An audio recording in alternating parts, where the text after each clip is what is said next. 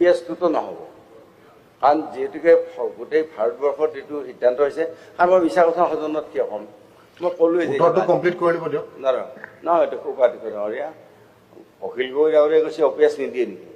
মই OPS দিম বুলি কেনেকৈ ক'ম সেইটো মিছা কথা কোৱা মানে অসত্য কথা কোৱা হ'ব গতিকে OPSটো নহয় NPS হ'ব আৰু যদি UPSটো এতিয়া কাম কৰি আছে ফাইনেন্স ডিপাৰ্টমেণ্টে যদি UPSটো যদি কিবা কাৰণত যদি বেছি বেনিফিটেড কৰ্মচাৰীসকলে বুলি ভাবে তেতিয়াহ'লে UPSটো দিয়া হ'ব যদি NPSটো ভাবে তেতিয়া NPS হ'ব পিএছটোতো নহ'ব কাৰণ যিহেতুকে গোটেই ভাৰতবৰ্ষত এইটো সিদ্ধান্ত হৈছে কাৰণ মই মিছা কথা সদনত কিয় ক'ম মই ক'লোৱেই উত্তৰটো কমপ্লিট কৰি দিব দিয়ক নহয় এইটো সুপাতিক ডাঙৰীয়া অখিল গগৈ ডাঙৰীয়াই কৈছে OPS নিদিয়ে নেকি মই OPS দিম বুলি কেনেকৈ ক'ম সেইটো মিছা কথা কোৱা মানে অসত্য কথা কোৱা হ'ব গতিকে OPSটো নহয় NPS হ'ব আৰু যদি UPSটো এতিয়া কাম কৰি আছে ফাইনেন্স ডিপাৰ্টমেণ্টে যদি UPSটো যদি কিবা কাৰণত যদি বেছি বেনিফিটেড কৰ্মচাৰীসকলে বুলি ভাবে